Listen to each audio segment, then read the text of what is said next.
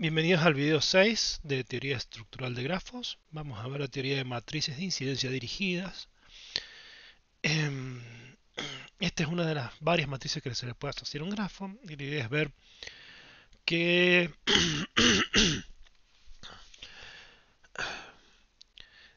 qué cuestiones estructurales de grafos podemos ver en ciertas nociones lineales o su representación lineal en términos de las matrices de incidencia dirigidas. Es el espíritu en general de toda teoría algebraica de grafos. Entonces vamos a hacer el libro de Rabindranath Pap, que es Graph and Matrices. Vamos a ver el capítulo 2, esencialmente toda la sección 2.1 y parte de la sección 2.2, la introducción de la sección 2.2, y pueden conseguir el libro aquí en este link. Bueno, entonces comencemos con la definición de matriz de incidencia dirigida de un grafo. Entonces tomamos un grafo, lo orientamos, es decir, eh, convertimos cada arista, que es un conjunto de dos formado por dos vértices, lo convertimos en un par ordenado.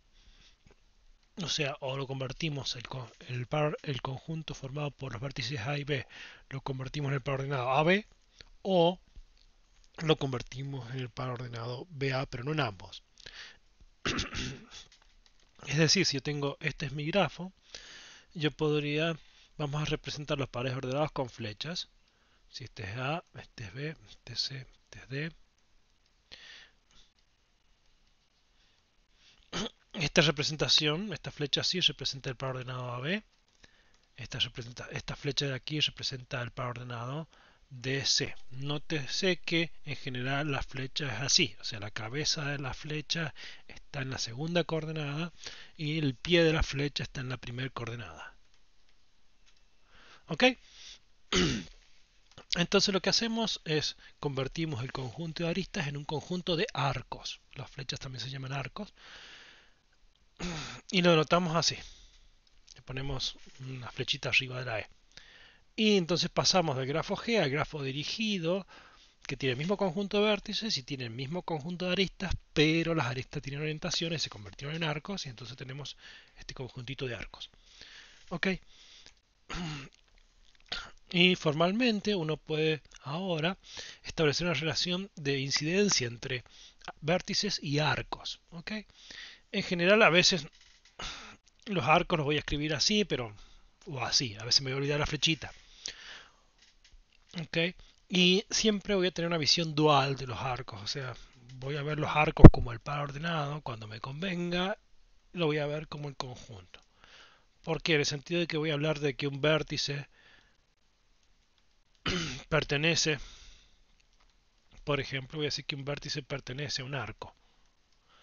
Está bien, un arco es un par ordenado, así que no puede haber relación de pertenencia porque es un conjunto, pero bueno, señor, me da mucho definir la operación set de, que es escribir el conjunto cuyos elementos son las coordenadas de el par ordenado.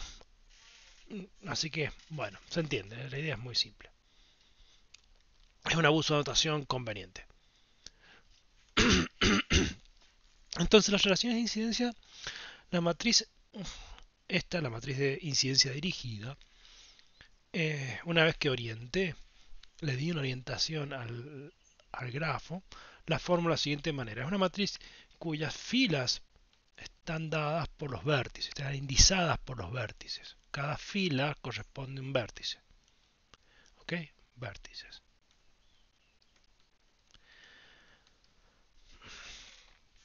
Entonces tengo tantas filas como orden tiene el grafo. Las columnas, en cambio, están dadas por los arcos. Y entonces hay tantas columnas como sea el tamaño del grafo. Bien, y en las entradas de esta matriz lo que voy a poner es la relación de incidencia, o una relación de incidencia signada, que está dada por, si no hay incidencia, o sea, si el vértice B no pertenece al arco E, o sea, no es ninguna de las coordenadas del arco E, le corresponde un 0. Si el vértice E, en cambio, el vértice B es incidente a E, va un 1 o un menos 1. 1 si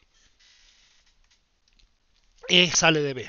Dicho en el lenguaje de pares ordenados, el par ordenado E es de la forma B algo. Si es de la forma B algo, o sea que en el grafo corresponde a una flecha que sale de B hacia algún lado, entonces le corresponde a esa entrada, la entrada BE, BE, esa entrada de ahí, le corresponde un 1. Si por el contrario, si bien el vértice B pertenece, o sea, es incidente al arco E, pero se trata de una flecha que llega a B, o sea, del estilo así, este es B,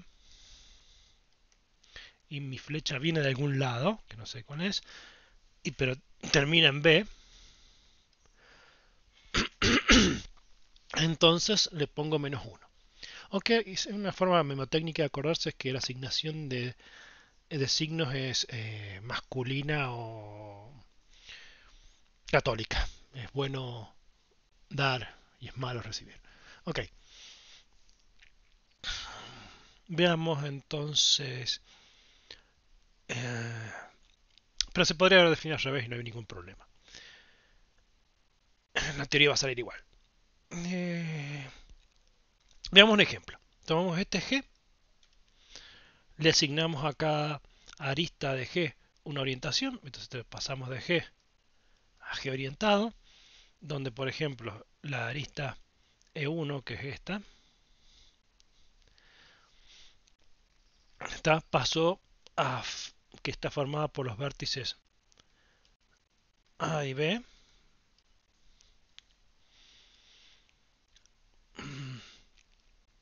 pasó a ser el arco E1, o sea, el par ordenado AB. Por ejemplo, tomemos ahora la arista 7, que es esta de aquí. Esta pasó a ser el arco E7. La arista estaba formada por los vértices C y D. Y pasó a ser el arco que va de D a C. Y eso ocurrió, eso lo hicimos para cada una de las aristas de G. Entonces ahora estamos en condiciones de escribir aquí, esta sería la matriz de incidencia dirigida de G con esta dirección. Este es el arco E1. Fíjense que tiene entrada 1 en A, este es B, este es C, este es D, este es E y este es F. La última, o sea, las filas están dadas por los vértices.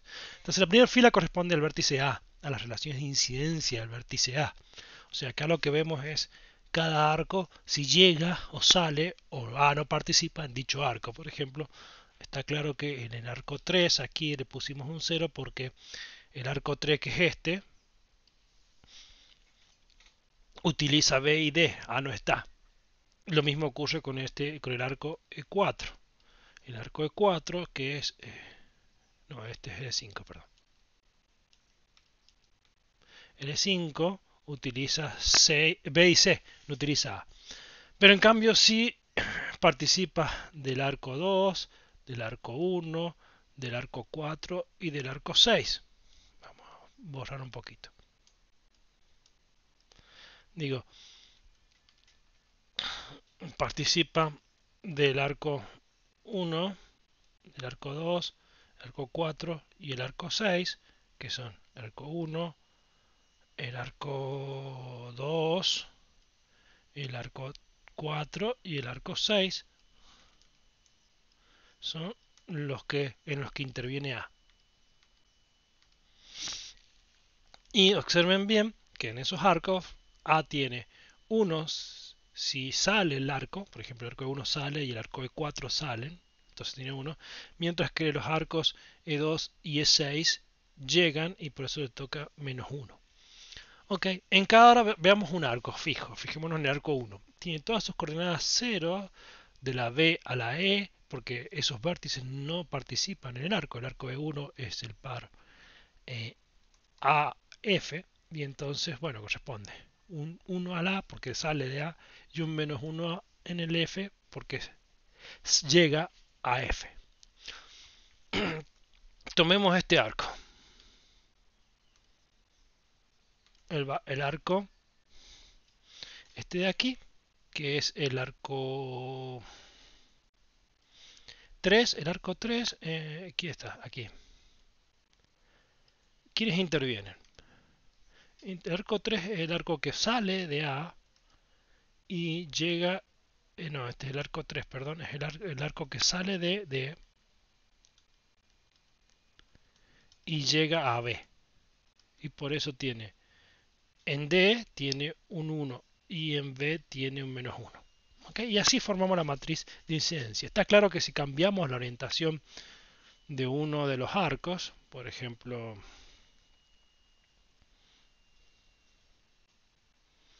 si cambiáramos la orientación del arco E2 y pusiéramos la flecha así, lo que tendríamos que hacer en E2 es poner un más y un menos aquí. O sea, no cambian las relaciones de incidencia, cambia el signo de las mismas. O sea, los que no eran incidentes a E2 siguen no siendo incidentes a E2, y los que eran incidentes a E2, ahora como cambié la orientación, pasé del par E A, lo pasé al par AE. Entonces lo que pasa es que se invierten los signos, pero nada más. O sea que las matrices de incidencia todas tienen la misma pinta, salvo que los unos, pues, la diferencia está no en los lugares donde no es cero, sino en el signo de los lugares donde no es cero. Y otra cosa importante, cada columna tiene todas las entradas cero salvo dos, que son uno es 1 y otro es menos 1. Y eso es una observación.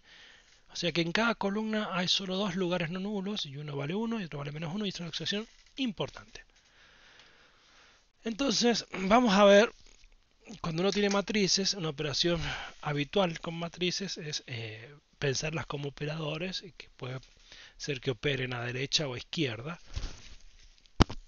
En el sentido...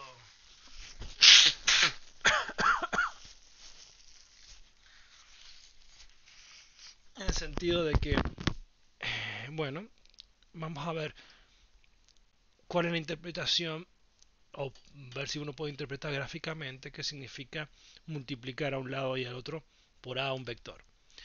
Entonces, cuando tengo una matriz de incidencia y tengo un vector, y hago la multiplicación habitual, o sea, multiplicar a izquierda por la matriz,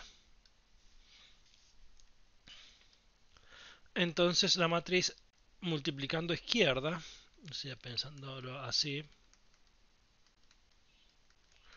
manda cosas de el cuerpo en el que estemos trabajando, típicamente R o C, eh, en el tamaño del grafo, cosas al tamaño del grafo.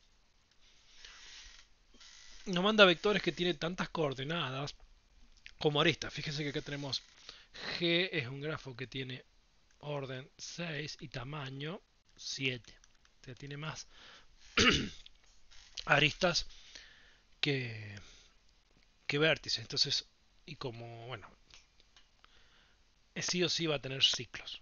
Eso es algo que ya sabemos porque por el teorema de árboles, como tenemos más aristas que el orden menos 1, tiene que aparecer sí o sí un ciclo. Bien, hagamos la cuenta, por ejemplo. ¿Qué sería esto por esto? Y nos da, el vector nos da, el resultado de eso nos da un vector cuya primer coordenada es i1 menos i2 más i4 menos i5. A priori no nos dice mucho. De segundo nos da, por ejemplo, menos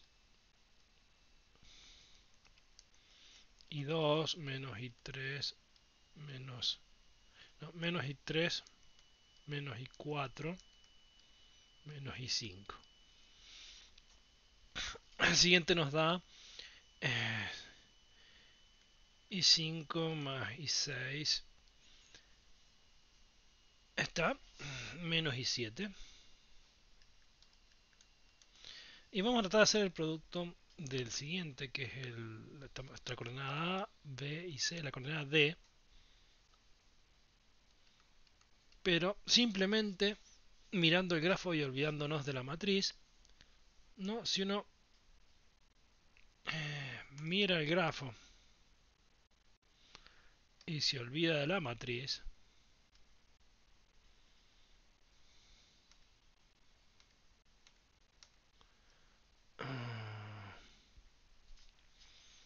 ¿cómo se hace esto? A ver.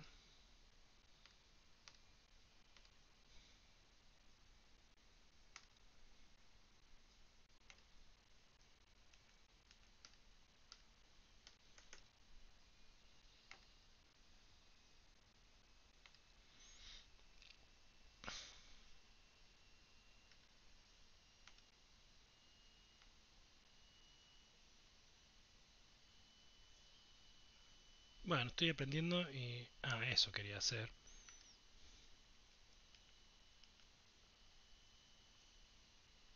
Está.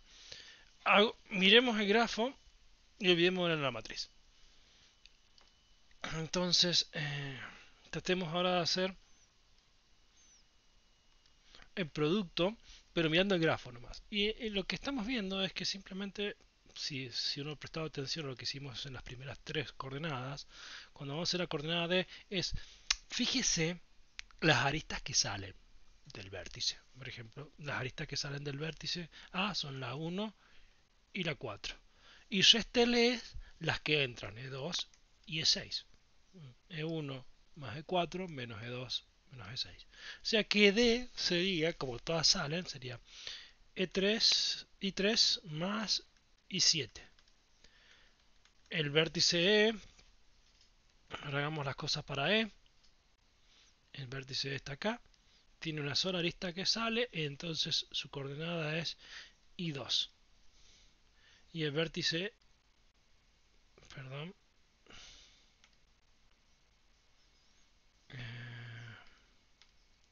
el último, el vértice F, ¿qué coordenadas tiene? F está por aquí, solo le llega I1, así que es menos I1. Ok, uno puede hacer las cuentas de hacer el producto de multiplicar a izquierda por la matriz un vector, simplemente mirando el grafo y parándose en cada vértice y pensando qué pasa. Ok, esto es de suma importancia. ¿Está?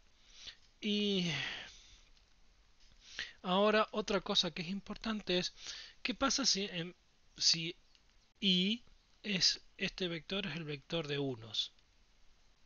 Es de unos en el tamaño del grafo. O sea, todas las coordenadas son unos.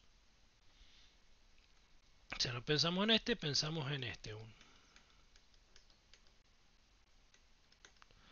Claro, si hacemos esto, la cuenta nos da, acá nos da 0, acá nos da menos 3, aquí nos da 1, y aquí nos da 2, y aquí nos da 1, y aquí nos da menos 1. Esta es la coordenada del vector. Perdón, esto manda aquí. O sea, la transformación Q manda vectores que tienen tantas coordenadas como sea el tamaño del grafo a vectores que tienen tantas coordenadas como sea el orden del grafo, ¿no? O sea, mandamos un vector que tiene 7 coordenadas a un vector que tiene 6 coordenadas. Y acá, por ejemplo, estoy pensando que esto es R, o sea, estoy pensando que Q manda R7 a R6. Entonces, dos observaciones sobre respecto de esto cuando multiplico por vector 1. Cuando multiplico por el vector de todos unos en R7, o sea, en el cuerpo a tamaño de G, lo que consigo es un vector que tiene, si uno lo piensa un segundo, lo que tiene es el flujo neto eh, o menos el flujo neto, el negativo del flujo neto, hacia el vértice si piensa que las flechas indican la entrada de algún material, agua, corriente y si la flecha me llega a un vértice es que está entrando algo y si tengo que la flecha sale es que está saliendo. Entonces, fíjense que, y piensa que todas las aristas tienen la misma capacidad. Entonces, fíjense que en algún sentido lo que me está diciendo es que el flujo neto en el vértice 0, en el vértice A es 0. O sea, lo que entra es igual a lo que sale.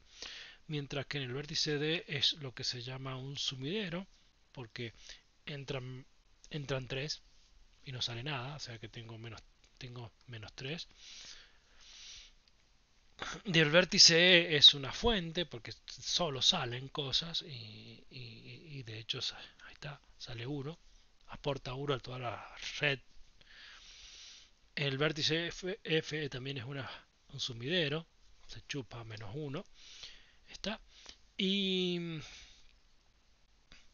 el vértice C, por ejemplo, que es este de aquí, da 1 porque entra 1 y salen 2. Entonces eso se podría ver que en cada coordenada lo que nos está dando la diferencia entre el out degree. Voy a correr un poquito esto.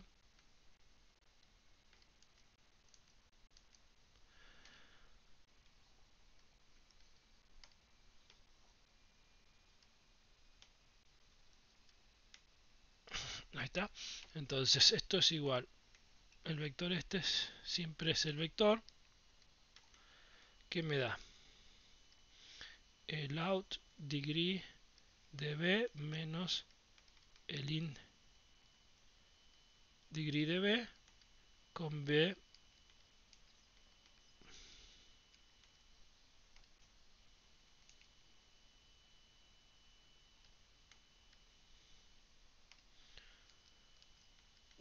moviéndose en los vértices de G. ¿Ok?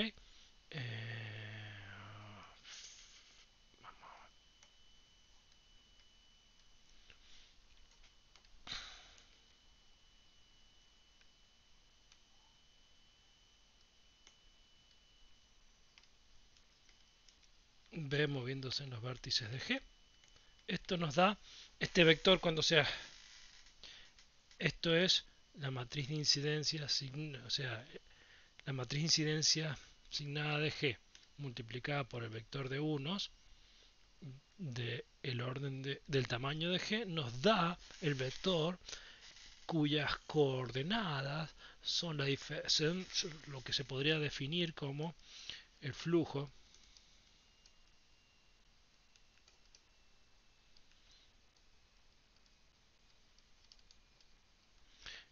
en B para cada vértice de G. ¿Ok? Donde el flujo es la diferencia entre el out degree menos el in degree. ¿Ok? Y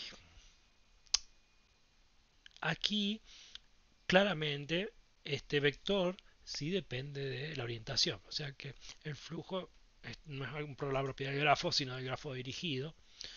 Y otra característica que uno puede observar, que ya la vamos a ver cuando veamos flujo en grafos, es que este vector, si yo sumo todas sus coordenadas, vamos a ver el teorema de Kirchhoff. O sea, estamos viendo ya el teorema de Kirchhoff que me dice que la suma de los flujos es 0. Si uno suma todo esto, las coordenadas de este vector es menos 3, menos 1, menos 4, más 1, más 2, más 1, 0. Y es esencialmente la idea intuitiva, que si tengo una red, está, es como un principio de conservación del flujo, lo que es el flujo total tiene que dar 0 en la red. O sea, bien. Pero esto, bueno, será teoría de otro. Esto no, esto es. Vamos a los grafos como networks, y los veamos, pensemos como redes sobre las que fluyen cosas. Y vemos que este es el teorema de Kirchhoff. Pero bueno, estaba, la intuición estaba aquí cerquita, gratis. Y esencialmente simplemente es la teoría que sale de mirar la matriz de incidencia y pensar cuál es el efecto que produce cuando multiplico a izquierda por la matriz de incidencia asignada a un vector. Ahora veamos qué pasa cuando lo multiplico a derecha.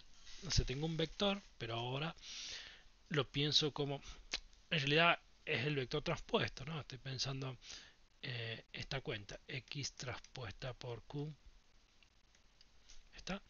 Estoy pensando así, el operador q que me manda aquí y esto está haciendo, manda cosas de, vamos a pensar el cuerpo al orden, al cuerpo,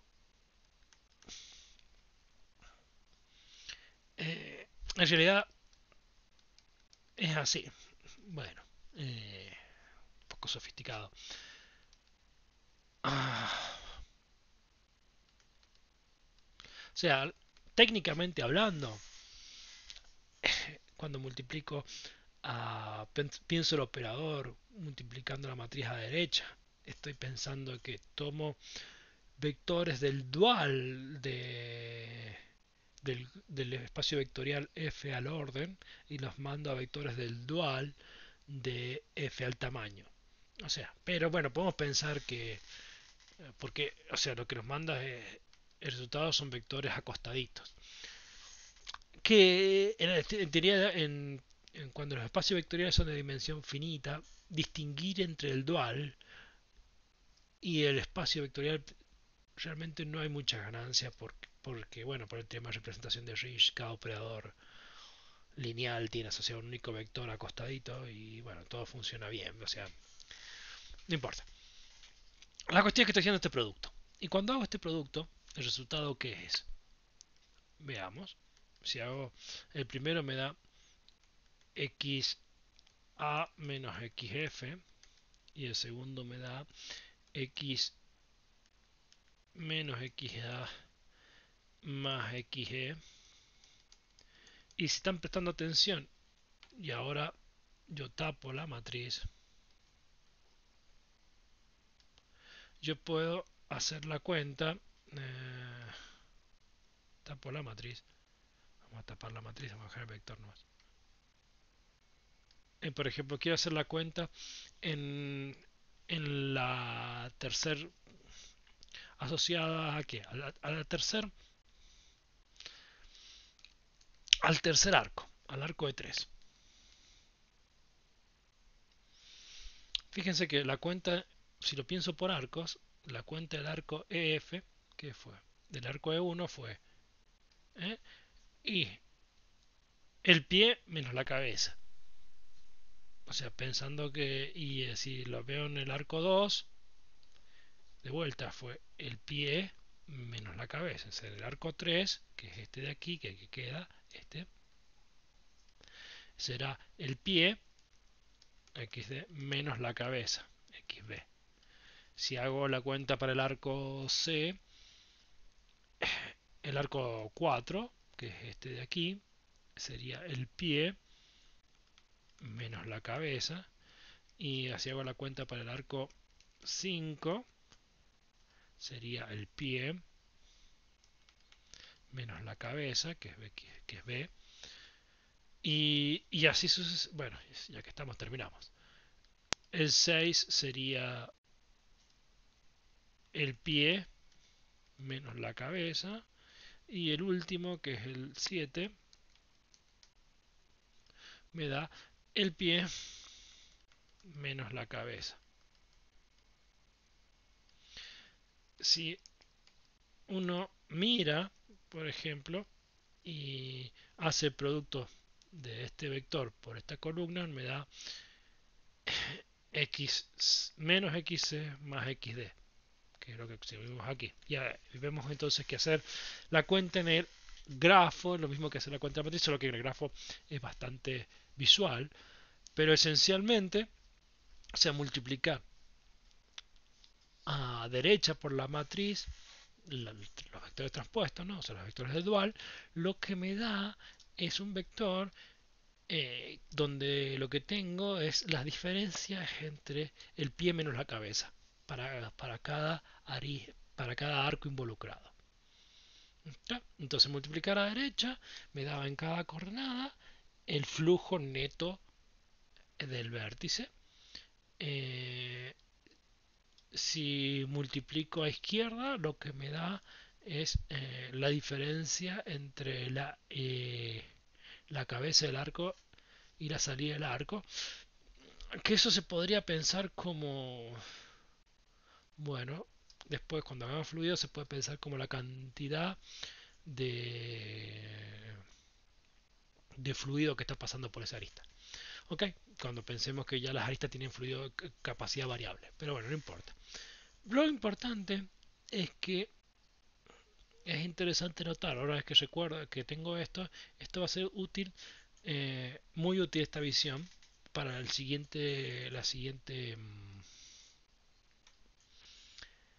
para la teoría de hoy. Bueno, y ahora una observación interesante es que si uno suma todas las columnas, suma todas las filas, ¿no? Si uno hace la suma de las filas, esta fila más esta fila más esta fila más esta fila más esta fila más esta fila, la suma, ¿qué resultado obtiene? Y obtiene el vector que tiene todos ceros, porque en cada columna hay solamente un 1 y un menos 1 y se cancelan y estos son ceros. Así que la suma de las columnas, cuando sumo todas las filas me dan 0. ¿Ok? Y eso me indica que si yo sumo todas estas coordenadas del vector también me da 0. Ya, después fíjense por qué. O sea, pero bueno, esto es importante. La observación entonces, esto de aquí, la suma de todas las filas de la matriz de incidencia da el 0 traspuesto de tantas coordenadas como sea el tamaño del grafo. Acuérdense, esta notación en general, tengo una matriz, tiene coordenadas IJ, o sea, eso es un lugar en el cuadrado de la matriz. Si yo quiero la fila I, entonces haciendo reminiscencia a esa notación es como decir, tomo todas las entradas con I y dejo libre, y eso se nota con el asterisco J, y esto representa la fila I. Si ahora si ahora por otro lado quiero la columna, bueno, dejo libre la fila y fijo la columna. Esta es la columna J. ¿Ok? Entonces, esta notación es un vector columna, este es un vector fila, y este es un escalar. Entonces aquí estoy sumando los filas. En general, esto las filas se las piensa como vectores acostados, las columnas se las piensa como vectores paraditos. ¿Ok? Pero bueno, hay que fijarse lo que convenga. Bien, y entonces, si yo sumo todas las filas de una matriz de incidencia, cualquiera sea la orientación que le dé a las aristas, me va a dar 0. Y eso va a ser importante porque, bueno, esto ya de entrada me da una cuota superior al rango que puede tener la matriz de incidencia dirigida de un grafo, y dice que establece que el rango nunca puede ser mayor al orden del grafo menos 1. ¿Por qué? Y porque tengo una matriz, tiene cierta cantidad de filas. ¿Cuántas filas tiene? Tiene orden del grafo filas. Y dice que si yo sumo esas filas me dan 0. Entonces, ¿qué quiero decir? Estoy consiguiendo, esto es una combinación lineal no trivial que me da el 0. Acá estoy pensando en los vectores. Entonces, ¿qué quiere decir? Que esos vectores, los vectores filas, son linealmente dependientes.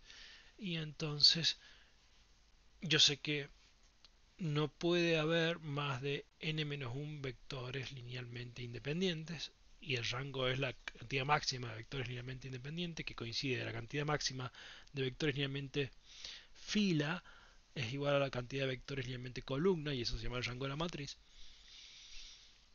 Y entonces, como sé que no puedo tener que las n filas son linealmente dependientes, su rango no puede ser n, tiene que ser menor que n. Entonces, o sea, menor que el orden. Entonces el rango es el orden menos 1 a lo más. Bien, entonces primera observación trivial, vemos que hay una relación y este tipo de ecuaciones que puestas así parecen inocentes son muy importantes porque en el fondo son relaciones que establecen puentes entre un mundo. Acá tengo el mundo lineal.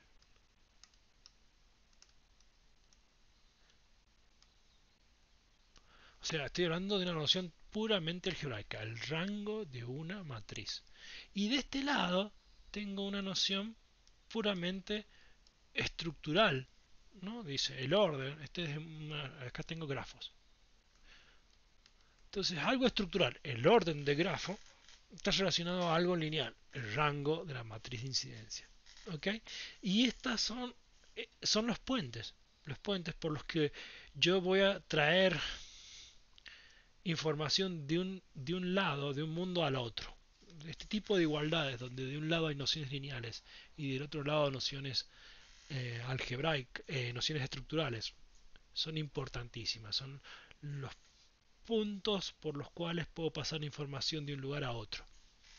Vamos a ver, uno tiene que tener estas son este tipo de relaciones son las que uno tiene que tener en la cabeza cuando uso teoría algebraica de grafos, porque son las que me permiten cruzar la información de un lado hacia otro. Entonces sigamos y veamos que el siguiente lema que me dice que tomo un grafo conectado de orden n y entonces voy a tener la siguiente relación que es una versión con esteroide de esta y es, pero claro, sé un poquito más. Esta es lo único que sé, G grafo. Si a grafo le agregamos conectado, entonces sé un poquito más.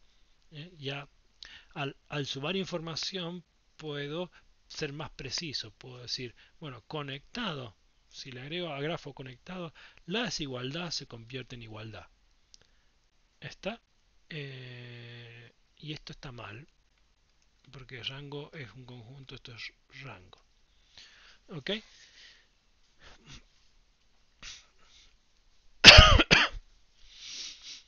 En la dimensión de la imagen es menor o igual que el orden menos 1. Y acá está bien, ahora tengo el rango de la matriz de incidencia es igual a n menos 1. Claro, si a grafo ya sea que además de ese grafo es conectado. Y la demostración viene del hecho de que habíamos visto que cuando yo multiplicaba, y acá pienso el grafo y también pienso que el grafo es la matriz de incidencia dirigida, cuando yo hacía esta multiplicación, perdón, tengo el grafo y voy a hacer la multiplicación de este traspuesto por, bueno, esto de aquí. Esto de aquí, ¿qué es? Es el vector, ya dijimos, cuando hago esta cuenta, multiplico a derecha por la matriz de incidencia dirigida del grafo, lo que me da son las diferencias son pie menos cabeza de cada arco. Y entonces tengo xf, xa menos xf para el arco 1, para el arco 2, que es este, tengo xe menos xa, siempre es pie menos cabeza, y así sucesivamente hasta el último, que es el séptimo, el arco 7, que tiene como pie a D y le resto la cabeza que es C, o sea, las coordenadas asociadas. Bien, y entonces yo digo, pero esto tiene que ser igual al vector nulo, y entonces me está diciendo que esto es 0, esto es 0, esto es 0. O dicho de otra manera, si lo que estoy viendo acá es, estoy mirando el espacio nulo izquierdo. Entonces me dice que un vector está en el espacio nulo izquierdo. Bueno, no puede ser muy de una matriz de incidencia dirigida de un grafo, bueno, entonces no puede ser demasiado libre, tiene muchas restricciones y las restricciones están dadas por el grafo establece restricciones, me dice que las coordenadas asociadas a aristas tienen que ser iguales, entonces me dice que A tiene que ser igual a F, entonces a ver qué tenemos aquí, de aquí sacamos que este y este son iguales, ¿no? De la primera. De aquí sacamos que el A y el E son iguales. Bien, de acá sacamos que el último sacamos que el C y el D son iguales. Bueno, pero si uno sigue, a ver, si uno sigue,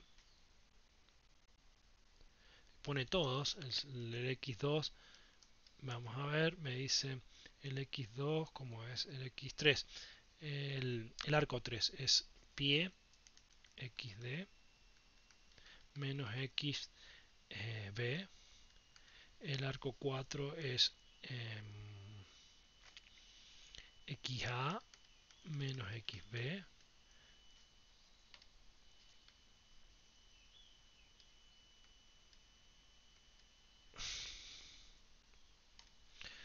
el 4 y el 5 es X, acá está el 5, es XC menos XE. Entonces habíamos dicho, con este ya habíamos deducido que A y F son iguales, porque todos son iguales a 0. Digo, estoy pensando que mi vector es un vector del nulo. Ok, con este deduzco que L es 0, con este deduzco que B y D son iguales, pero con este deduzco, con este de aquí, deduzco que A y B son iguales. Si A y B son iguales, entonces puedo decir, ah, A y E son iguales. Bueno, ya sabía que A y D son iguales. Y finalmente, de aquí, puedo decir, bueno, C, XC y XE son iguales, pero X yo ya sé que es XA, así que es entonces vemos que esencialmente esto es un múltiplo del vector U de todos unos, de que tiene tantas coordenadas como sea el tamaño del grafo. Bueno, pero uno podría decir, esto fue casualidad, depende del grafo, depende, fue justo porque este era el grafo, y lo que vamos a ver es que no, que realmente es algo intrínseco a la conexión. Porque acá lo que me dice, bueno, es las aristas fuerzan igualdad de, de, de coordenadas. Pero si uno lo piensa en el grafo, en realidad lo que... O sea, si tengo un vector en el nulo izquierdo, o sea, si yo sé que cada coordenada tiene que ser 0, entonces eso me dice vecindad me fuerzas igualdad de coordenadas. Pero se puede extender sin mucho esfuerzo. Fíjense que con extensión natural sería tomar caminos. Por ejemplo, tomemos este camino. Este camino, ¿cómo es? Es el camino E, A, B. Se está formado por los arcos EA y el arco AB. Y este camino que cuando ¿qué ocurre?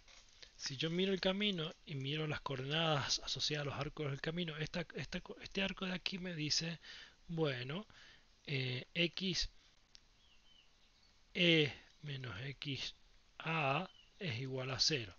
Mientras este arco de aquí me dice xa menos xb es igual a 0. Y entonces puedo deducir que xb es igual a xb. Bueno, no podría decir, bueno, pero esto fue porque los arcos son bonitos y están orientados, puedo pasar de un lado a otro. Y la verdad es que no depende de la orientación porque el signo de igual se come, el signo igual es bidirigido, se come la orientación de las aristas. ¿Qué quiero decir? Tomemos otro camino. Por ejemplo, tomemos un camino así. ¿Está? Entonces cuando hacemos el producto, en el camino, ¿quiénes intervienen? Este es un camino más largo, intervienen más aristas. ¿Está? O sea, el camino está formado por los vértices. Salí del C, fui al D, al B, al A y llegué al E. Bueno, y esto está formado por el arco primero es el arco DC, que ya va mal. El siguiente arco es el arco DB. El siguiente arco es el arco AB y el siguiente arco es el arco EA. Y este arco de aquí dice, bueno, xd menos xc igual a 0. O directamente uno podría pensar que esto dice xd es igual a xc. Y me ahorro escribir igual a 0. Y este dice xd es igual a xb. Y este me dice xa es igual a xb. Y este me dice xe es igual a xa. Entonces si tengo un vector en el nulo izquierdo y tengo un camino que va de C a E, termino deduciendo que, si se fijan, que xc es igual a xe, porque yo de aquí digo xc es igual a xb, y de acá digo que xc es igual a xa, y de acá entonces una vez que ya sé que xc es igual a xa, sé que es igual a xe, y entonces llego a esta conclusión. Entonces, la existencia de un camino está de un vértice a otro en el grafo, sin importarme las direcciones, hacen que todas las coordenadas que intervienen en el camino del vector que está en el nulo izquierdo de la matriz de incidencia dirigida sean iguales. Y como el grafo está conectado, yo sé ya que cualquier par de vértices tiene un camino que los conecta. Y entonces todas las coordenadas del vector del espacio no tienen que ser iguales. Y entonces todo vector del espacio nulo izquierdo tiene esta pinta. De donde podemos concluir que el nulo izquierdo, este es el nulo izquierdo, está incluido, de hecho es un subespacio, ¿no?, de el generado por el 1 de tantas coordenadas, el 1 como sea el tamaño del grafo, o sea, el 1 que tiene tantas coordenadas como aristas. ¿Mm? Bien, entonces, ¿qué pasa? ¿Y ahora qué pasa? Yo sé que el rango de una matriz siempre es igual al rango de su traspuesta. Pero el rango de la traspuesta es el rango izquierdo. Y arriba lo que llegué a la conclusión es que el nulo, la dimensión del nulo izquierdo es a lo más 1 porque está dentro del espacio de dimensión 1. Entonces, si la dimensión del nulo izquierdo es a lo más 1, la dimensión del rango izquierdo es al menos n-1. Pero por la observación yo ya sabía que la dimensión de rango de cualquier grafo es a lo más la dimensión del rango de la matriz de incidencia dirigida de cualquier grafo es menor o igual que n-1. Y vuelvo a repetir que acá me equivoqué, esto es rango, y acá me equivoqué, esto es rango, o sea, es la dimensión del... Estoy hablando de dimensiones, si pongo R son espacios, ¿no? Entonces, la dimensión o sea, el rango de la matriz, o sea, la dimensión del espacio columna de la matriz de incidencia dirigida de un grafo, esa dimensión es igual a la dimensión de su espacio fila, o sea, la dimensión del espacio columna de la transpuesta, que eso se llama el rango izquierdo, o el rango izquierdo, y el rango izquierdo es mayor o igual que n-1, así que no nos queda otra que sea igual a el rango de la matriz de incidencia de un grafo conectado no puede ser otra cosa que n-1.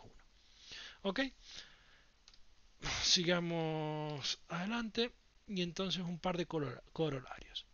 El primer corolario dice que en general si yo tengo un grafo, el rango de la matriz de incidencia de ese grafo es el orden de grafo menos la cantidad de componentes. Y la demostración es muy... O sea, fíjense que esto, ¿qué nos dice? Yo tengo este grafo.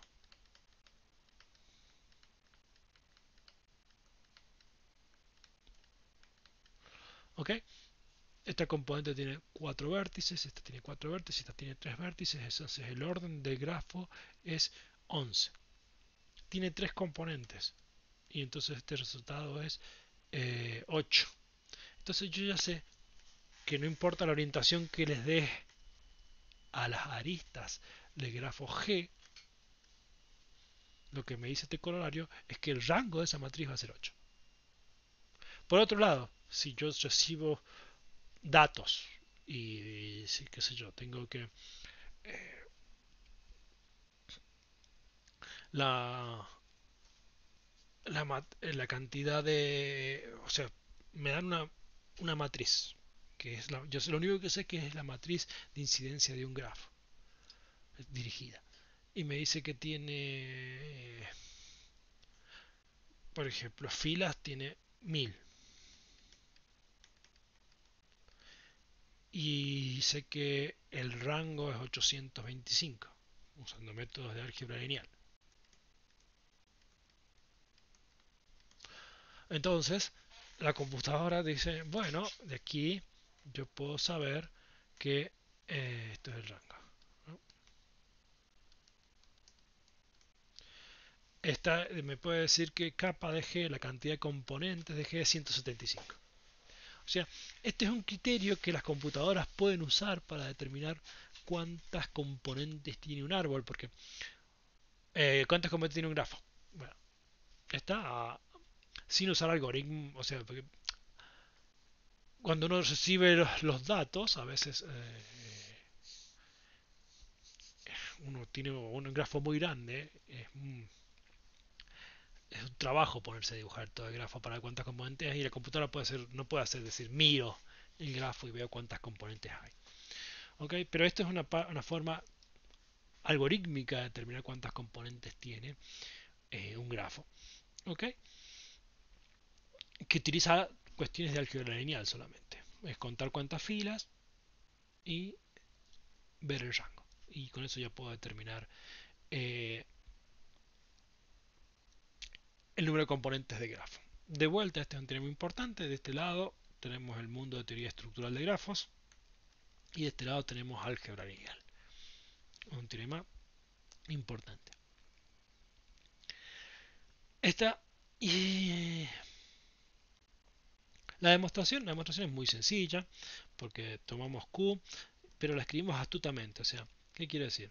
Si etiqueto los vértices y etiqueto las aristas de manera tal que lo que me queden es por componente los vértices y por componente las aristas, lo que me va a quedar es una serie, me va a quedar una matriz diagonal a bloques donde los bloques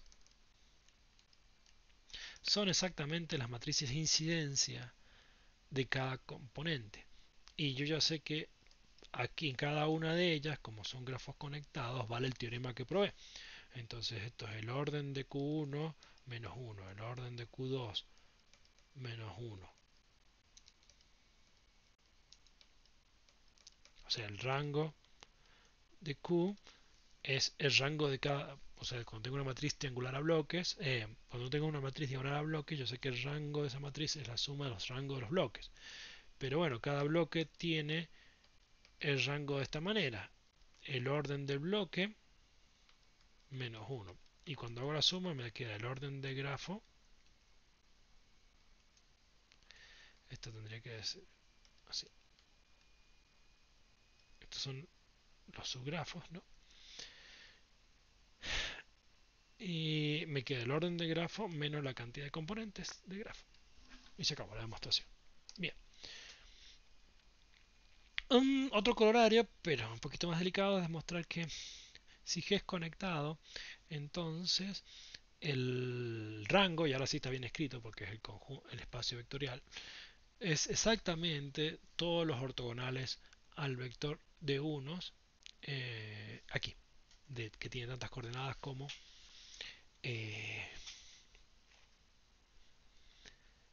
vértices. Acá el rango, ¿qué estamos pensando? El espacio lineal generado por las columnas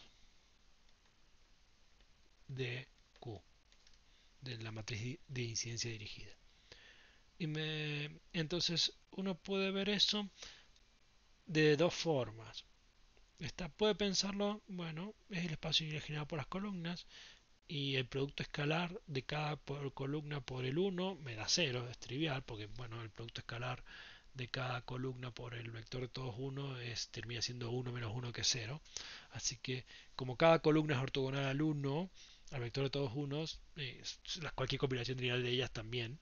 Eso es pensar en términos de columnas.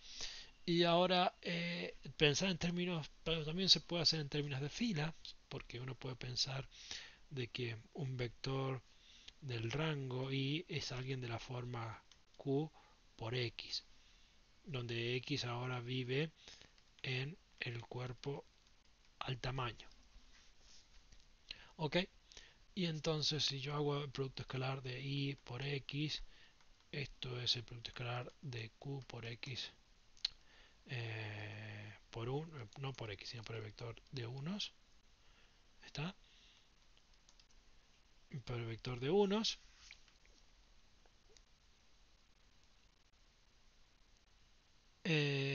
Muy bien. Y ahora, yo que quiero ver. Eh,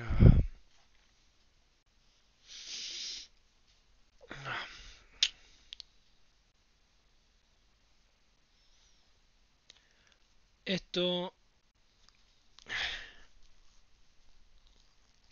el vector de X, bueno, otra forma de ver esto es la sumatoria de las coordenadas. ¿Está? Y bueno, cada coordenada es la fila iésima de Q por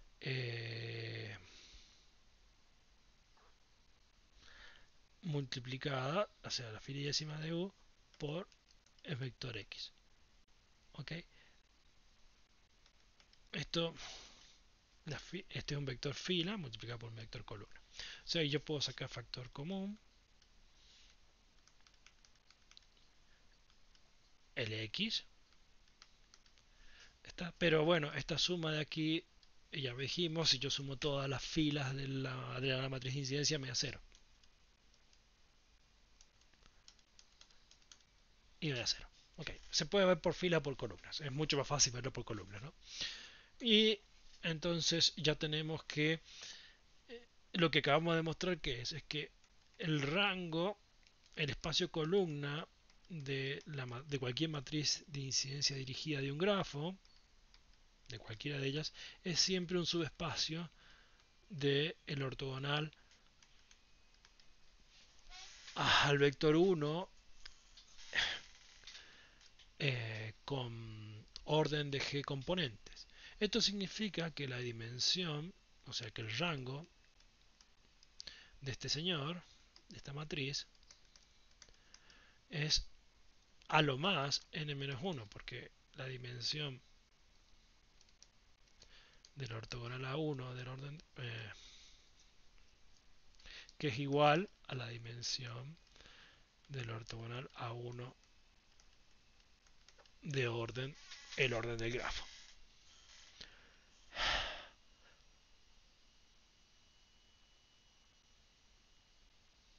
Pero ya sabíamos que esto era, como es conectado, es n-1. Perdón, no es esto lo que quería decir. Está bien lo que he hecho, pero no es exactamente lo que necesito para que salga fácil. Es, bueno,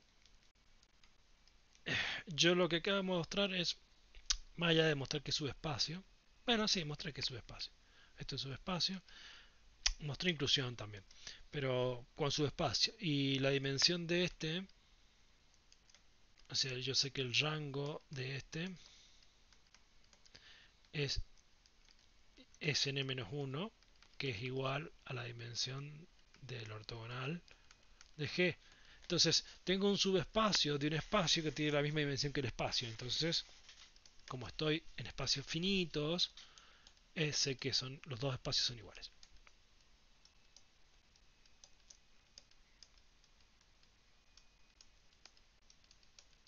¿Se entiende eso? O sea, lo que estoy usando es el argumento este de que si tengo S subespacio de B y la dimensión de S es igual a la dimensión de B, entonces S es igual a B. Esto es algo que vale en dimensión finita. ¿Ok? Eh, muy bien. Vamos ahora a ver cómo funciona la matriz de incidencia sobre ciclos, que es una estructura muy importante en grafos. Entonces, dos estructuras muy importantes en grafos son los ciclos y los caminos, y cada vez que uno tiene o pone un objeto algebraico asociado a grafos, tiene que estudiar cómo esos objetos algebraicos se llevan con caminos y con ciclos. Ya vimos cómo nos llevamos la matriz de incidencia, cómo se llevaba con caminos, ahora veámonos cómo se lleva con ciclos. Entonces tomamos un ciclo bonito, en el sentido de que los arcos están orientados. Si yo pienso que los arcos me indican cómo caminar, entonces o la dirección a la que me puedo mover, es un ciclo al que yo puedo darle vueltas y caminos respetando las direcciones. Si soy un autito y respeto las direcciones de la calle, ¿no? O sea, puedo dar vueltas. Fantástico. Entonces, esta es la matriz de incidencia asociada a este ciclo, donde, bueno, este es el arco E1, L2, L3, L4 y L5. ¿Está? Está en el orden que corresponde. Entonces, fíjense, sale de 1 y sale de 0 y llega a 1, al vértice 1. Sale del vértice 1 y llega al vértice 2. Sale del vértice 2 y llega al vértice 3. Sale del vértice 3 y llega al vértice 4. Sale del vértice 4 y llega al vértice 0. Muy bien, perfecto. Ok, y entonces ahora sumemos las filas de esto. Bueno, ya sabemos, las filas de cualquier matriz de incidencia asignada me da vector 0 de tantas coordenadas como sea el tamaño del grafo. Acuérdense que en un ciclo la cantidad de aristas siempre coincide, o de arcos siempre coincide con la cantidad de vértices. Tenemos 5 vértices, tenemos 5 aristas, y entonces esto tiene 5 componentes. Muy bien. Y ahora, si sumamos las columnas, fíjense, si sumo las columnas, o sea, esta columna más esta columna más esta columna más esta columna, o sea, esta columna más esta más esta, el resultado es 0, 0, 0, 0, 0. Porque, bueno, se ve. ¿Está? O sea, si la sumo, si está todo bien orientadito, la suma de las columnas me da el vector 0. ¿Por qué? Porque si tengo un ciclo, cada vértice participa nada más que en dos aristas. Y si está bien dirigido, una flecha me entra y la otra me sale. Entonces, por eso es que da cero. Esa es la forma de pensarlo para que me veas que da cero. Claro, ahora si tengo esta situación de un ciclo donde ya no está bien orientado, o sea, ya no puedo circular en el ciclo, porque hay aristas que tienen orientaciones contrarias, y eso se puede describir diciendo hay vértices de los que solo salen aristas y hay vértices sobre los que solo entran aristas. Este es uno del que sale una fuente y este es uno de los que solo entra un sumidero. Eso es un lenguaje habitual. Fuente, cuando tengo grafos dirigidos, de donde salen flechas, y sumidero, sink en inglés, es donde entran flechas. Entonces, ya cuando tengo esta situación, por ejemplo, acá marqué específicamente las cosas que cambiaron, la suma por filas no cambia, porque sigue siendo una matriz de incidencia, así que la suma de las columnas me dan 0, pero la suma de las columnas ya no me da cero. Por ejemplo, si sumo esta columna más esta, más esta, más esta, más esta, ahora el resultado es, fíjense, la primera me da cero, está bien, pero la segunda me da un 2. La tercera me da cero, la cuarta me da cero, la quinta me da un menos 2. Ya no soy feliz en el sentido de que ya no puedo predecir a, a ojo cuánto me da.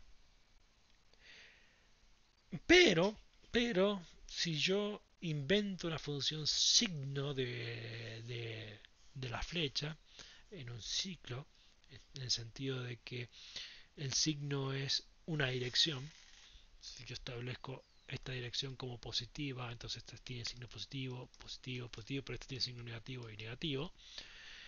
Entonces si yo a cada arista la multiplico por su signo, o sea que es esencialmente lo que de vuelta consigo cero, o sea, esta está mal, que es esta de aquí, la multiplico por menos 1, esta está bien, esta está bien, esta está bien, y esta está mal, la multiplico por menos 1, y el resultado final es ahora,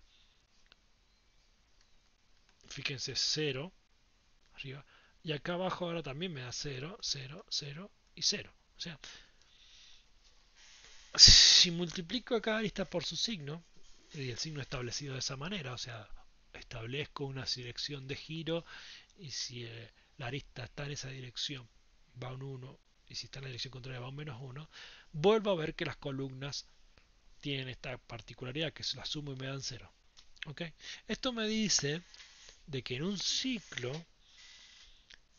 no solamente si tomo la matriz de incidencia de un ciclo, no solamente las filas, yo sé que sumadas me dan 0 y son linealmente dependientes, por lo tanto, sino las columnas también, yo sé que las sumadas me dan 0 y son linealmente dependientes. Y también es cierto que podría haber deducido una cosa de la otra, ¿no? Porque una vez que yo ya sé, como estoy en un ciclo, que el orden y el tamaño son iguales, si estoy en un ciclo, el orden y el tamaño son iguales.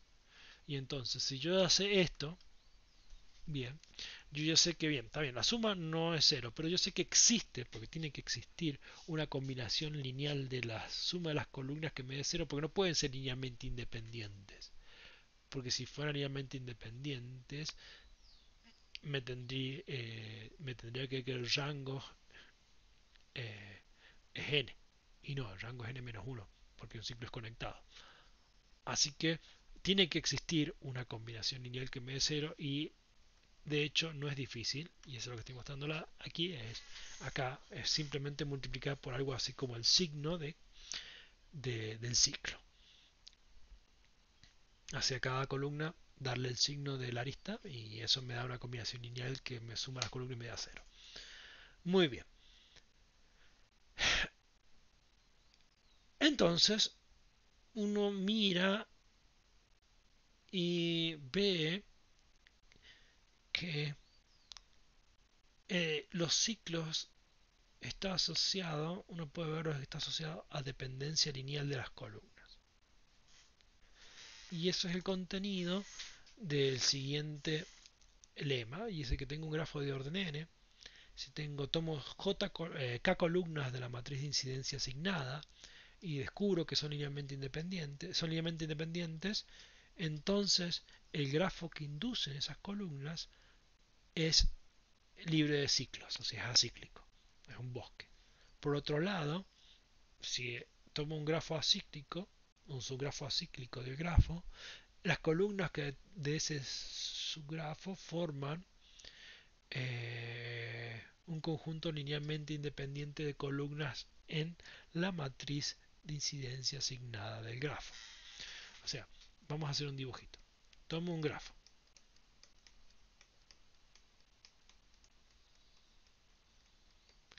Le doy direcciones.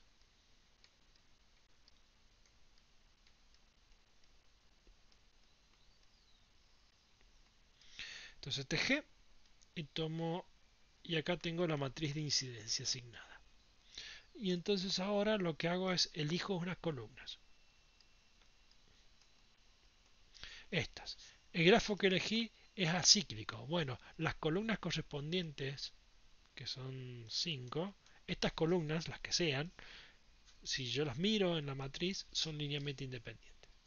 Al revés,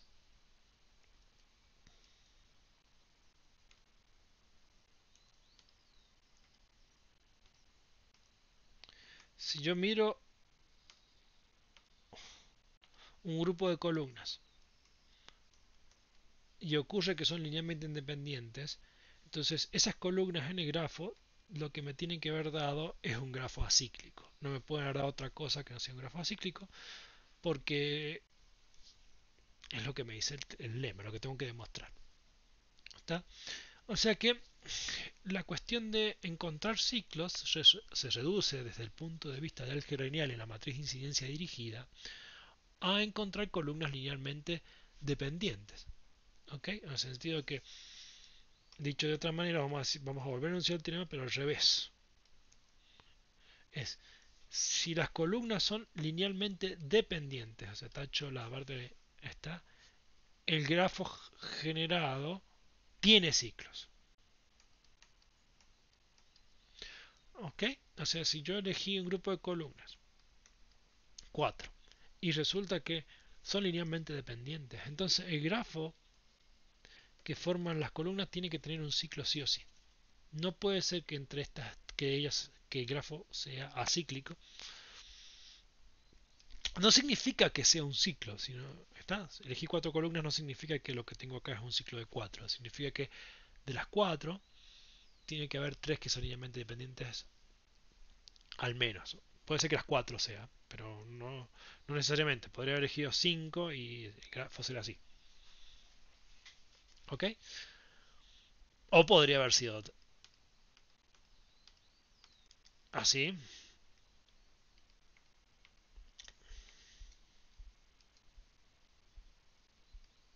¿Está? Tener un ciclo de 4. O podría haber sido asá.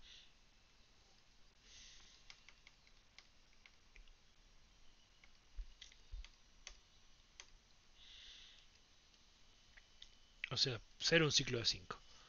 ¿Está? No sé. Si contigo 5 columnas linealmente independientes, no sé si el grafo tiene un ciclo de 3, de 4 o de 5. Lo que sí sé es que tiene un ciclo. Y viceversa, si yo tengo un grafo, al revés es fácil, ¿no? Si yo tengo un grafo, un inducido de este estilo, me está diciendo que son 1, 2, 3, 4, 5, 6. 3, 6, 6, 6 columnas, 1, 2, 3, 4, 5, 6. Bueno, y yo tengo el grafo que tiene un ciclo, y entonces yo ya sé que 3 columnas son linealmente dependientes. Hay 3, porque el ciclo tiene longitud 3. Hay 3 que intervienen que son linealmente dependientes. Si el grafo fuera así, está,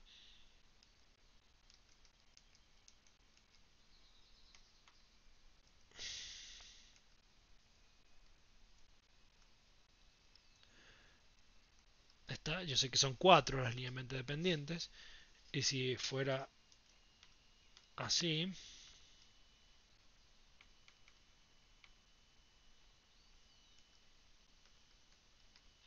sabría que son 5, está, y podría ser que fueran las... Bueno, no hay grafo, no hay 6. Bueno, se entiende, esa es la relación que hay. Veamos la demostración. Entonces tomamos un grafo, que es el de siempre. Tomamos su matriz de incidencia. Y entonces asumamos que el grafo, que está formado por esas Q columnas, tiene ciclos. O sea, por ejemplo, podríamos elegir algo así. S.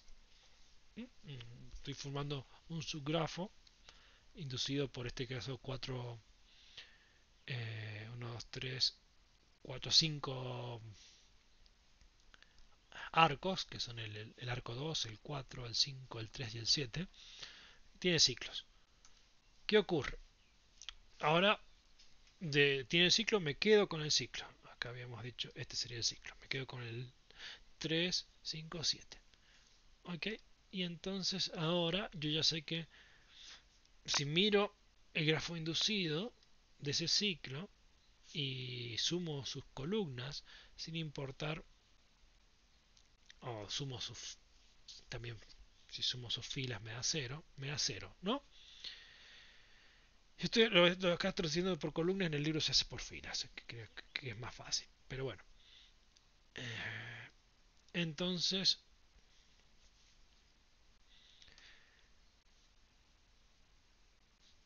yo tengo, fíjense, digo, asumo, estoy pensando que estoy tratando de mostrar. Veamos. Estoy tratando de mostrar que estoy así. Eh, Estoy tratando de mostrar la ida, o sea que si es linealmente independiente, entonces el grafo no tiene ciclo, usando el control recíproco, mostrando que si el grafo tiene ciclos, entonces hay columnas linealmente dependientes. Entonces tomé el grupo de columnas asociadas al ciclo, como ya vimos, me da 0, pero acá atrás, fíjense que puse la matriz de incidencia del ciclo. Pero eso rápidamente me dice que si ahora miro esas matrices, ¿está? Miro esas columnas, pero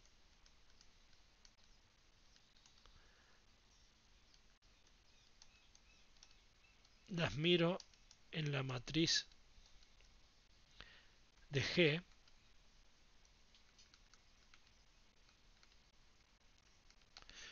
sigue dándome 0 porque lo único que hice a esas columnas fue agregarle ceros porque los unos están asociados a los vértices que aparecen en el subgrafo inducido de H. Entonces, si era esta matriz me daba estas columnas me daban linealmente dependientes en H, este es H, el verde, me dan linealmente dependiente en G. O sea, si me dan linealmente dependientes en la matriz de incidencia dirigida de H, me dan linealmente dependientes en la matriz de incidencia de G porque es simplemente agregarle ceros. Fíjense, aquí lo vamos a ver precisamente. En H lo que hago es, si tomo estos tres, me quedo con L3, me quedo con L5 y me quedo con L7. ¿Está? Y interviene nada más que los vértices. Interviene el B, interviene el C y interviene el D. O sea, las columnas mías, las de H, son el menos 1, 0, 0, el menos 1, 1, 0 y el 0, menos 1, 1. Estas son las columnas, este es la matriz de incidencia del grafo inducido H.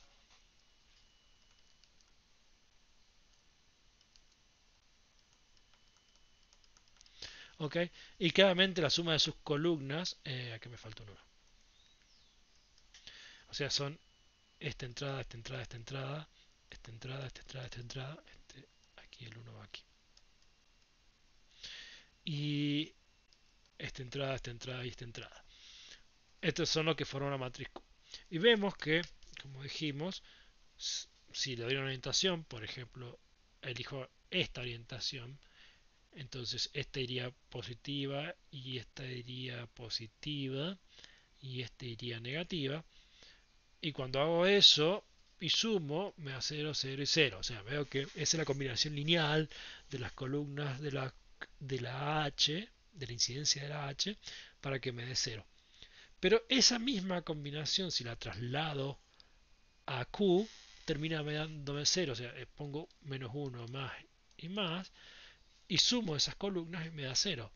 ¿Por qué? porque esencialmente las entradas que tengo que agregar, las coordenadas, son todas ceros. O sea, tengo que agregar estas coordenadas, esta y esta,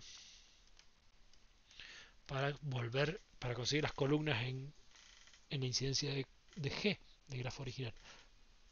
Pero son todas ceros. Y por eso la misma combinación que me daba nulo en el ciclo me da 0 en, ahora en G. Bien, y eso muestra entonces que los ciclos tienen columnas linealmente. Bueno, ¿y por qué esta combinación lineal es la que basta? Y bueno, porque pongo 0 en todas las demás, ¿no? O sea, las que no sean estas van con 0 en la combinación lineal de columnas de la matriz de incidencia de G. Entonces tengo una combinación, veo que hay una combinación lineal no trivial de las columnas J1 a JK que me da 0. Entonces son linealmente dependientes. Bien, veamos que podemos asumir ahora que H es acíclico, o sea que estoy mostrando que si es acíclico voy a mostrar, ahora viene la vuelta, voy a mostrar que las columnas son linealmente independientes. Entonces, como es acíclico el grafo inducido, uno puede pensar este grafo, por ejemplo así, ese es un acíclico, inclusive así, ok, vamos, sí puede tener dos componentes, vamos a hacerlo con dos componentes, ok, ¿qué ocurre? Yo sé que vale que el rango del inducido tiene que ser el orden del inducido menos la cantidad de componentes del inducido. Ok, vamos a hacerlo así para que no tenga todos los vértices. En este caso, por ejemplo, el orden del grafo es 3, la cantidad de componentes es 2, así que esto me da el rango de la matriz de incidencia de H. Pero fíjense, si yo pusiera todas las cosas que participan en H juntas, ¿no? Acá tengo los vértices de H y acá pongo las aristas de H, los arcos de H, después el resto y después el resto. Aquí me queda Q de H. Aquí me queda Q de, por decirlo así de manera, G menos H. Y acá me quedan ciertas conexiones. O sea, no, perdón.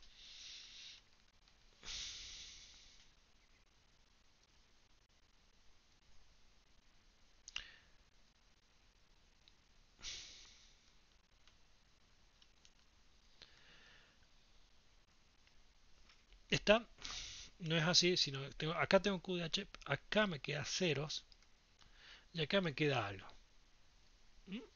Todo esto sería, no sé qué es esta parte, no sé dónde están los unos y los ceros, pero cuando me fijo vértices, me fijo en las aristas de H, yo sé que tiene los 1 y los menos 1 en la zona de los vértices de H y fuera de los vértices de H hay ceros. ¿Ok? Entonces, como lo que yo tengo que el rango de la grande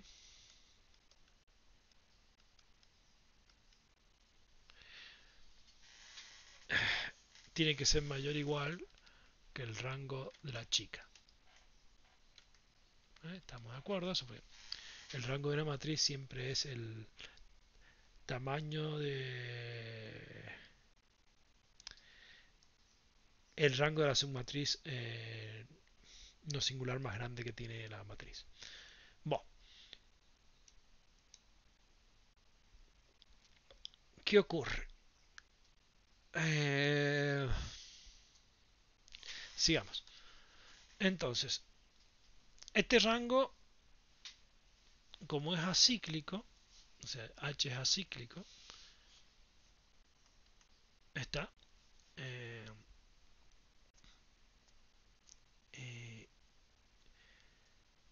yo sé que por lo que vimos en el teorema anterior,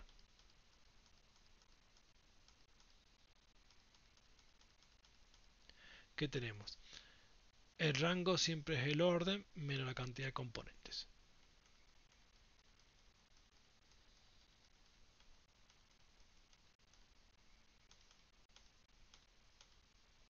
Pero bueno, aquí es importante, acá uso el teorema. El rango siempre es el orden menos la cantidad de componentes. Es el teorema de que acabamos de probar, que conecta relaciona una noción lineal con estructurales, y ahora utilizo aquí la cuestión acíclica para decir, bueno, esto miro de aquí para allá y pienso que es un bosque. O sea, un grafo acíclico es un bosque y uno sabe que el orden menos la cantidad de componentes de un bosque me da la cantidad de aristas del bosque, que es Q. ¿No? Porque esencialmente un bosque es una colección de árboles y en cada árbol es la cantidad de aristas en cada árbol es la cantidad de vértices del árbol menos uno. Y por eso termina siendo que la cantidad de aristas de un bosque es la cantidad de vértices del bosque menos la cantidad de componentes. Porque restó una por cada uno de los árboles. Bueno, ¿y esto qué significa? Entonces significa, claro, ahora dice que todas las columnas de la matriz de incidencia de H son linealmente independientes. ¿Está? Pero si son independientes en H, son independientes en Q, porque lo que hago, único que agrego cuando las amplío hacia Q, lo único que hago es agregar ceros. Y entonces las columnas de Q está, son linealmente, estas columnas, las cotas columnas son linealmente independientes. O sea, si no tengo ciclos, las columnas asociadas son linealmente independientes. Bien, fantástico. Y entonces ahora veamos cómo nos relacionamos con otro concepto importante de álgebra lineal, que es la unimodularidad. O sea, las matrices en ciencia dirigida son unimodulares. ¿Qué es la unimodularidad? Bueno, la definición se define para matrices, una matriz es totalmente unimodular si su determinante, el determinante de cualquier submatriz cuadrada de la matriz es menos 1, 0 y 1. Esta definición parece arbitraria, pero responde a un hecho fundamental, y es: si yo quiero resolver este problema, a por x igual b, y b tiene coordenadas enteras, me gustaría ver cuándo o para qué matrices la solución de un problema a coordenadas enteras es a coordenadas enteras.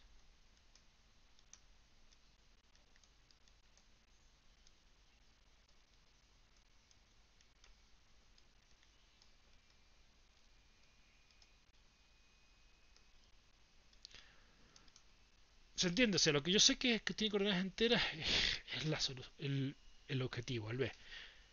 O sea, entonces quiero el problema a por x igual b, quiero que la solución sea a coordenadas enteras si el vector b tiene coordenadas enteras. ¿Cómo tiene que ser a? Bueno, uno sabe que las coordenadas de la solución, si uno se acuerda de la regla de Kramer, es el determinante de a la que le cambié cierta columna por b sobre el determinante de a. Está. Eh, bueno, no me acuerdo si era así. Pero eran cocientes de determinantes. ¿Ok? Y si uno quiere que el cociente de dos determinantes, el determinante de aquí, el de arriba si era a la que le cambiaba cierta columna se la sacaba y le ponía en su lugar b, dividido el determinante de a, pensando a en cuadrada. Entonces, yo lo que estoy dando acá es esta definición de unimodular. Entonces, si el determinante de a es 1 o menos 1, si este determinante de acá es 1 o menos 1, la solución termina siendo, este número termina siendo entero. Entonces una matriz unimodular, sí, su determinante es 1 menos 1. Y bueno, la extensión natural a ese problema de matrices rectangulares es totalmente unimodular y todos los subdeterminantes posibles son 1 y menos 1 o ceros, se agrega la parte del cero. Y eso en algún sentido tiene que ver para garantizar de que en programación entera y muchos problemas vamos a encontrar soluciones a coordenadas enteras si el problema tiene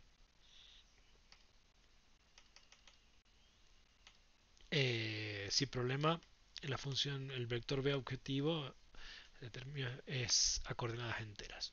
O sea, viene de ese lado. La programación de unidades enteras es importante las matrices totalmente unimodulares.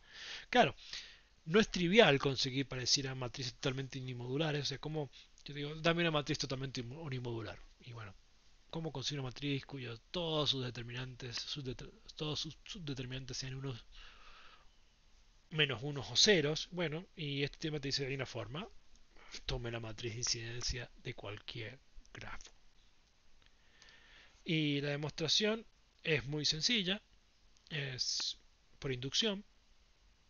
Si vamos a mostrar que la matriz de incidencia de un grafo es totalmente unimodular, y uno lo que hace es, bueno, vamos a hacer inducción sobre el orden. Entonces, para grafos de orden 1 es trivial el resultado, chequenlo.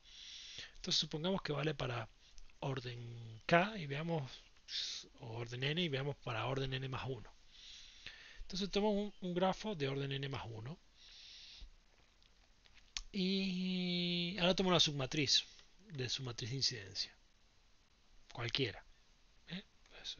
Su matriz cuadrada, elijo cierta cantidad, ciertas filas y elijo la misma cantidad de columnas. Elijo cierta cantidad de filas y cierta cantidad de columnas, pero la misma.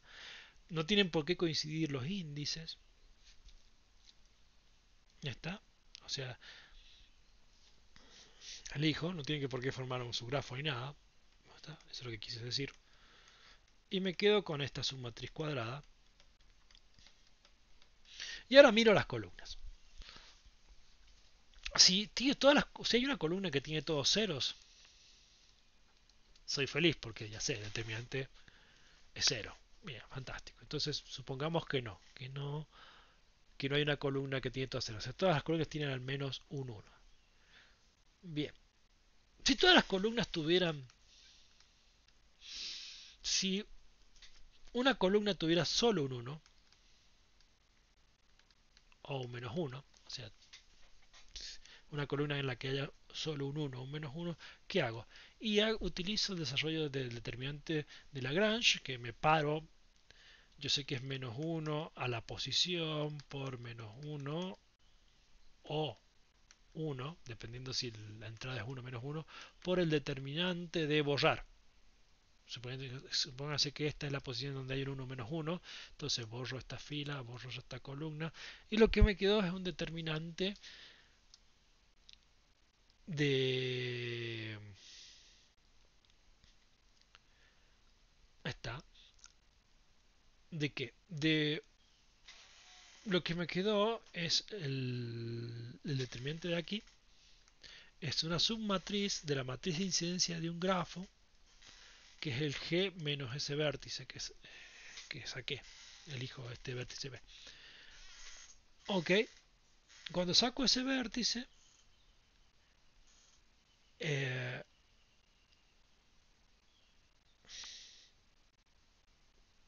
me queda la matriz y saco ese vértice. Ok, saco ese vértice y saco esta arista.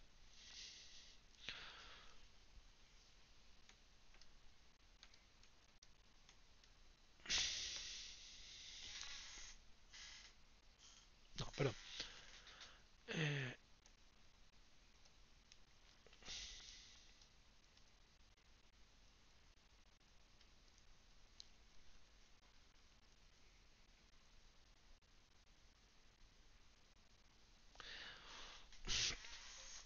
lo que me queda es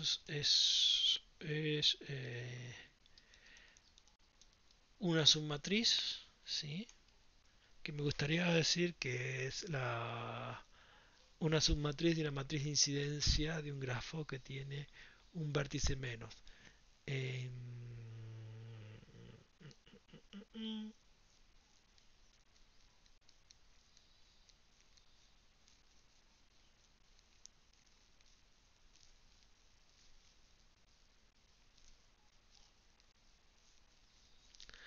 entonces,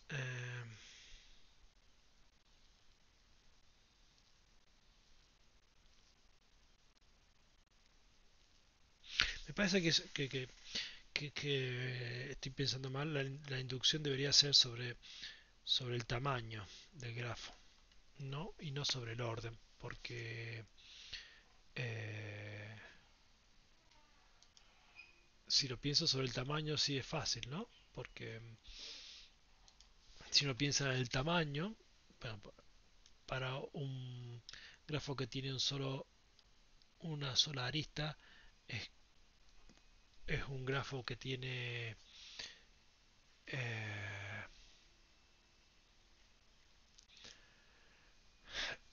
si tengo una sola arista es una fila y las submatrices son solamente las entradas, ¿no? Las submatrices cuadradas son entradas, está 0, 1, menos 1. Así que sí, está bien. Y si ahora pienso, bueno, tomo que el teorema vale para orden m y quiero probarlo para tamaño m, quiero probarlo para tamaño m más 1. Ahora sí es fácil porque digo, bien, tomo el grafo, le saco una arista, esta arista, y lo que me queda sigue siendo un grafo. Y ahora, cuando borro esta fila, la fila de B, lo que me queda todavía sigue siendo una submatriz de la matriz de incidencia del grafo G menos E. Y entonces yo ya sé que este determinante es 0, 1 o menos 1 por hipótesis inductiva. Y encaja. Porque esto es un 1 o menos 1 por un 1 por un menos 1 por un 0, 1 menos 1, el resultado da 0, 1 o menos 1. Así que vemos que el determinante de cualquier submatriz da 0 si tenemos que hay una columna que tiene un solo 1 o un solo menos 1. Ahora entonces, ¿cuál es el caso cuando no pasa esto? Y cuando todas las columnas tienen dos unos, tienen dos posiciones no nulas, una con un 1 y una con menos 1. Pero si eso ocurre, eh,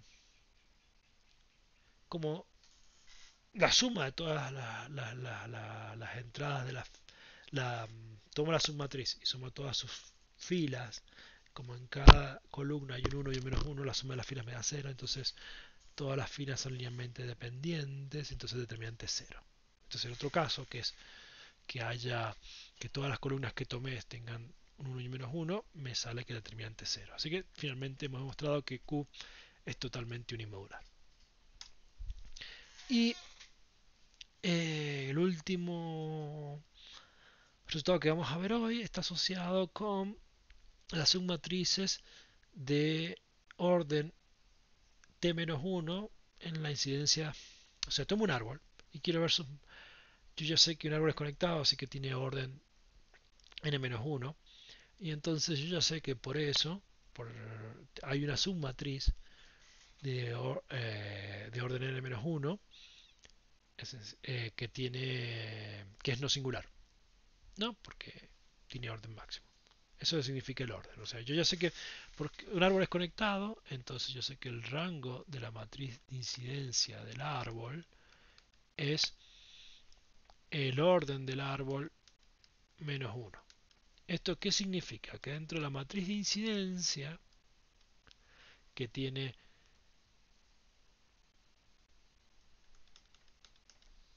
orden del árbol menos 1 columnas y tiene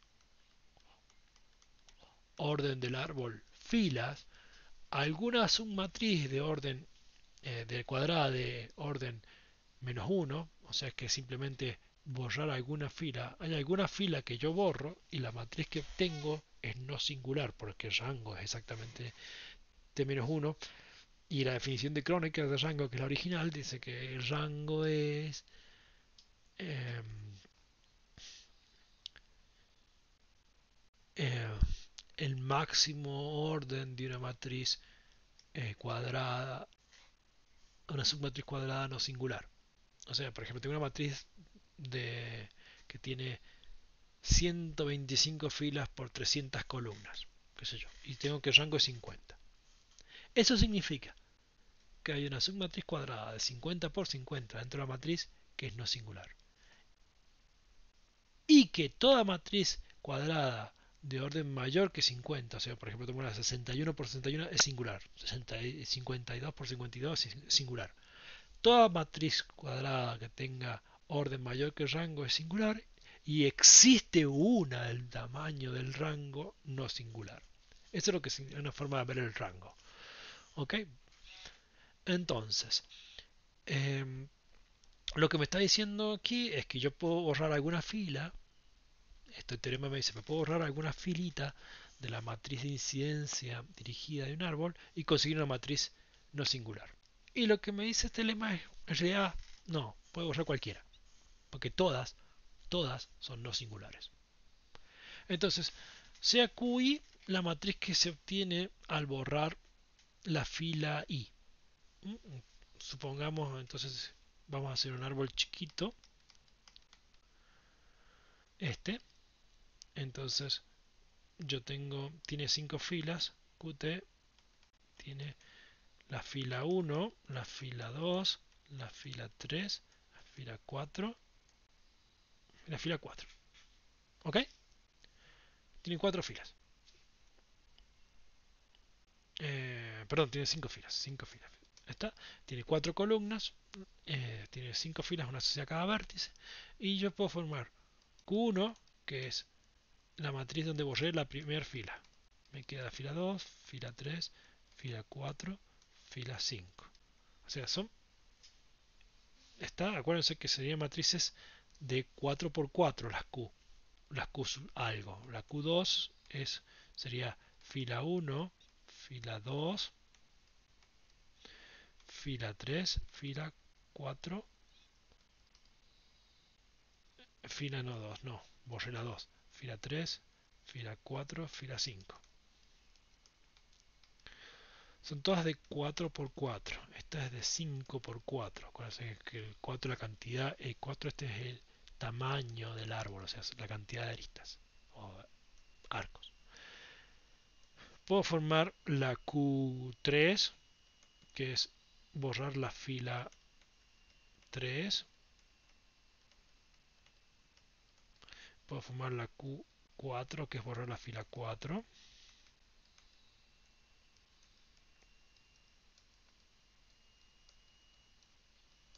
Y puedo formar la Q5, que es borrar la fila 5.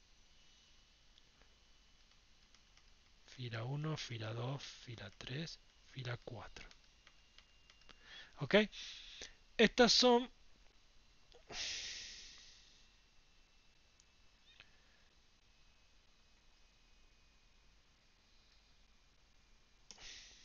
mis matrices. ¿Ok?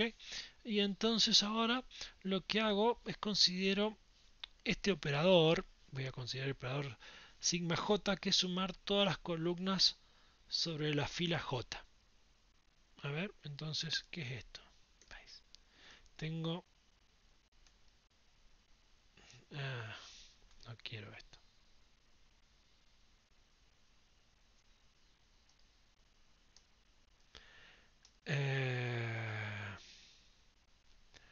Quiero esto.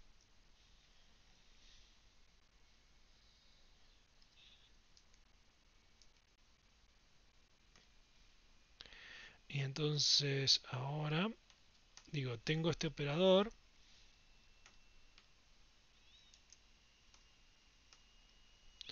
¿Ok? ¿De qué se trata este operador? Esencialmente voy a escribir sigma 1, sería, estamos en 4 por 4, es la matriz de 4 por 4 que es 1, 2, 3, 4. sume todas. Fíjense que lo que hace sigma 1 por Q1, ¿qué me da? Y me da a la primera fila de Q1, que es la fila 2, la voy a cambiar por F2 más F3 más F4 más F5. ¿Está? Y el resto de las filas las voy a dejar quietas. Eso me hizo Q1, sigma 1 por Q1. Pero ahora recuerdo de que las sumas de todas las columnas, todas las filas de una matriz de incidencia de un grafo me da 0. Y dicho de otra manera, si elijo un vértice y lo distingo de techo, y lo que hago es sumo todos los vértices que no sean B techo, o sea, acá sumo todos menos 1, entonces el resultado me está dando menos la columna, la fila de ese vértice. Esta es como, esencialmente pasé como la suma de todos me da 0, paso 1 para el otro lado y me queda restando. Entonces esto es exactamente menos F1, porque sumo todas menos la F1, así que me da menos F1, F3, F4, F5. Fíjense que esto me está dando eh, el negativo de la fila 1 de quién? De Q2. O sea, sigma 1 por Q1 me dio el negativo de la... O sea, Q2, pero este símbolo quiere decir, bueno, ponga negativo solo una fila, la fila 1. A ver, veamos si puedo hacer esa cuenta para otro. O sea, ¿cómo sería sigma 2 de Q2, de Q1? Sigma 2 de Q1 significa, deje la fila 1 como está, en la fila 2 ponga la suma de todas, pero la fila 1 de la Q1 no es F1 sino F2. Acá pongo F2 más F3 más F4 más F5. Después va F3, F4 y F5. Eso es el resultado. Ahora, esto es igual a qué cosa. Y bueno, esto es F2 menos F1. ¿Está?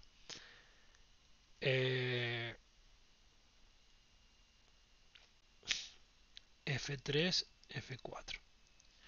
Y acá, ¿qué obtenemos? Acá está, lo que nos falta es la F...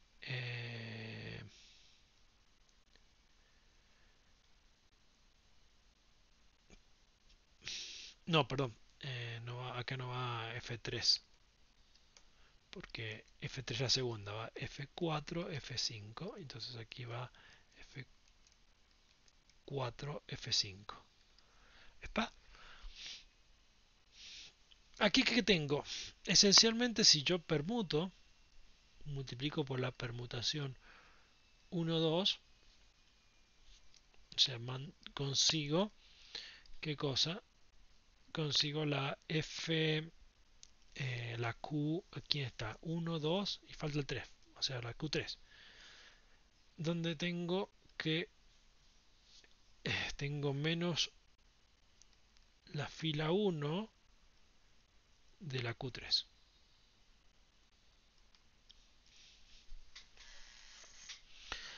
¿Ok?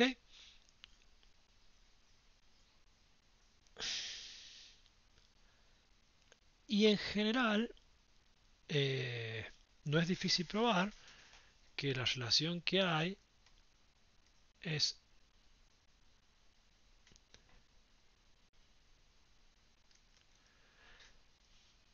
son las siguientes, que son las que importan.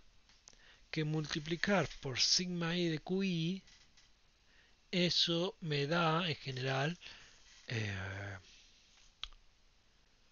agarre la matriz siguiente, la qi más 1, o sea, tengo la qi, que es la borré la fila i, y multiplíquela a la izquierda por la sigma i, lo que va a conseguir es la qi más 1, o sea, en la que borro la fila i más 1, pero con la fila i cambiada de signo. Y esto es, acá, esto es módulo n, piénsenlo. En el sentido de que cuando llego a la última, eh, bueno, para ir hasta n-1. Acá, piénsenlo así. ¿Y esto qué relación me da? Bueno, también tienen esta otra que pueden probarla, pero lo importante es que me quedémonos con esta.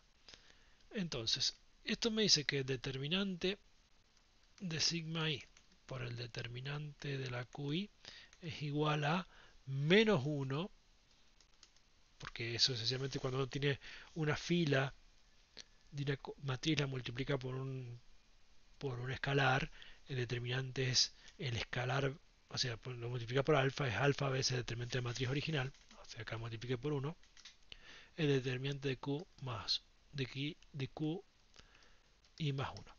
¿Y esto qué hace? Esto dice, bueno, esta matriz de aquí es no singular, su determinante no es cero, porque esencialmente es trivial darse cuenta que las columnas o las filas son linealmente independientes, así que su determinante no puede dar cero. Así que si el determinante de una de las qi fuera cero, el determinante de la que le sigue es cero. O al revés, si el determinante de alguien es cero, la determinante de abajo, con esto, o sea, si la miro así, estoy subiendo, y si la miro así, estoy bajando en la fila que borro. Entonces, si alguna de las qi tiene determinante cero, yo con esta ecuación puedo transferir esa información al resto de las qi y terminar deduciendo que el determinante de todas las qi es cero. ¿Sí? O sea, si existe un techo, o sea, un vértice,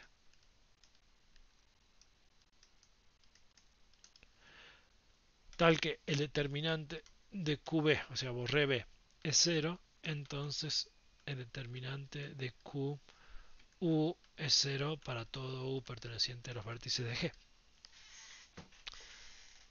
Eso es lo que estoy diciendo. Pero eso es imposible, porque ya dijimos, el T es un árbol, entonces es conectado, entonces su matriz tiene orden menos 1, y entonces una de las QI tiene que ser no nula. Y bueno, dicho otra, entonces todas las QI son distintas de cero. ¿Ok? Y esto es todo que se va a usar mucho después. Bueno, nos vemos en el próximo video. Este video supuestamente iba a ser corto, pero nunca me sale en corto. Traten de hacer ejercicios de capítulo 2 del VAPAP. Y bueno, nos estamos viendo.